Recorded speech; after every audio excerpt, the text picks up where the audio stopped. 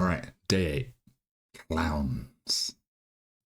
Today's detachment is Serpent's Brood. It looks like a second Harlequin detachment for the Eldari Codex. Before we get into it, remember to like the video, comment down below what you think of the detachment, and subscribe to the channel because it really helps out. Thank you.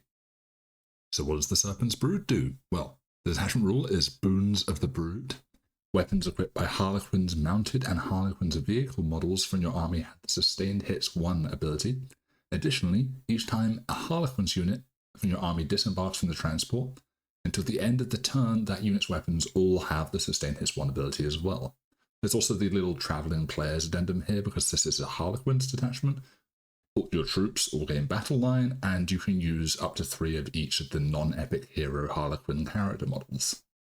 Overall, this is quite a strong detachment rule compared to the other one. The other one let you move over units during the various phases and wasn't particularly useful as far as detachment rules go.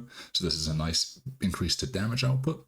It's essentially equivalent to +1 to hit, so most of your Harlequin's weapons are essentially hitting on 2s with this buff, which makes them quite consistent.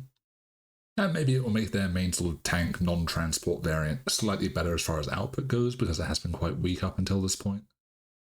As for enhancements, our first enhancement is Key of Ghosts for a Harlequin model only, excluding Solitaire models. This is an odd stipulation. The Solitaire is an epic hero. Why is this here? Models in the Bearer's unit have the Scout 6-inch ability. It's just a good thing to put on people. Deploy them aggressively, scout backwards if you go second. It's just fairly solid. Good enhancement. Enhancement 2, Weaver's Wail, Troop Master model only. Add 3 to the strengths and 1 to the attacks characteristic of the bearer's melee weapons. Assuming you're taking the Troop Master's Blade, this will mean the weapon is 6 attacks, hitting on 2s at strength 8, AP 2 damage, devastating wounds, and then with additional buffs if you put him in a troop squad, because you can choose between reroll 1s to hit and +1 to wound, both of which are very good. You can also give it a Harlequin special weapon, but I think the Troop Master's Blade is generally just better than the special weapon for the most part. Both are good with this enhancement though. Our third enhancement is for Death Jesters only. When using the Bearer's Cruel Amusement ability, you can select 2 of the abilities for its Shrieker Cannons to gain instead of just 1. This means you get 2 of the 3 of Ignores Cover, Precision, and Sustained Hits 3. Most of the time I imagine you'll be taking Ignores Cover and Sustained Hits if you take this enhancement, as Precision is generally not that useful on ranged weapons, but I'm sure it will come up and there'll be scenarios where you would use this for Precision. Usually, without this enhancement, you would just take Sustained Hits 3 most of the time because it's a very powerful keyword. Our final enhancement is Shedskin Raiment. This is for a Shadow Seer model only.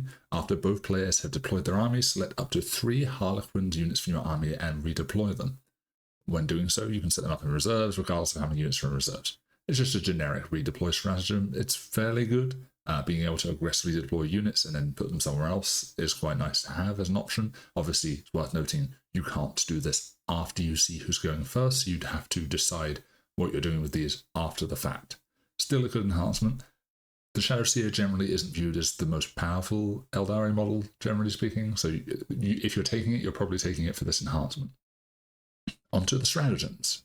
Stratagem number 1, Fangs of the Brood. 1 CP, start of the fight phase, 1 troop unit from your army. Until the end of the phase, when using your Unit's Dance of Death ability, you can select 3 of the abilities for your unit to gain instead of 1. This means, for those who don't know, you get +1 to wound, -1 to hit, and reroll 1s to hit. This is a good combination of things for 1 CP. Obviously, you get 1 of them for free anyway, so you'll be getting the 2 less useful ones of the 3 if you want to use this stratagem. Stratagem number 2, Weaver's Coils. At the end of your fight phase, 1 CP, target 1 Harlequin's mounted, so just the bikes, unit from your army that was eligible to fight this phase, so it has to have been a unit that has fought. If your unit is not within engagement range, it can make a normal move, otherwise your unit can make a fallback move of up to 6 inches. The normal move part is a bit terrifying because the Skyweavers move 14 inches plus potentially the Eldari tokens. I think someone did the maths on this that I saw online. You can do a maximum of something like 60 inches of movement with this unit altogether. If you make a 12-inch charge and then do this afterwards, you can go really, really far. It's quite fun. Strategy number 3, Venomous Wrath. In your shooting phase, 1 Harlequin's vehicle unit, so that's the transport or the boat with the guns, in your army that has not been selected to shoot this phase, After you've shot, if you're not within engagement range, you can make a normal move of up to 6, but then you can't charge. Move shoot move is just a good stratagem to have.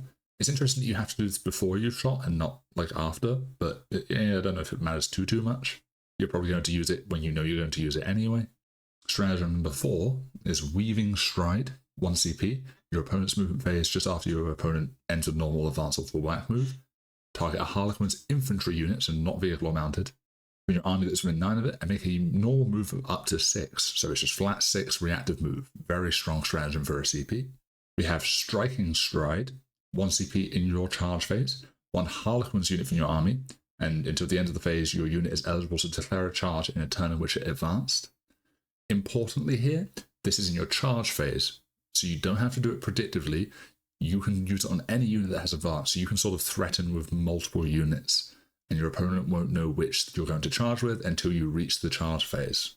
Very powerful timing on this. Lastly, we have Skyward Lunge, 1 CP, end of your opponent's fight phase, 1 Harlequin's vehicle or Harlequin's mounted unit from your army, and if it's not within engagement range, you can remove it from the battlefield and place it in reserves.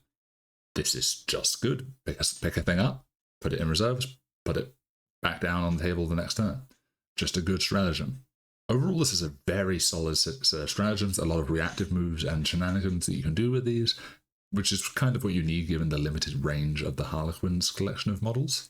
Overall, I'm quite excited to see this on the table because the other Harlequin's detachment is not quite as good as this. It has some play in it, and some people have done well with it who are quite good at the game, but hopefully this will push Harlequins up to be a bit more playable on like a casual level, which would be nice to see.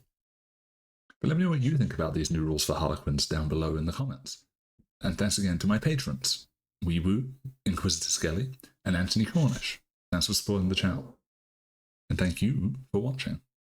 I'll see you guys in the next video.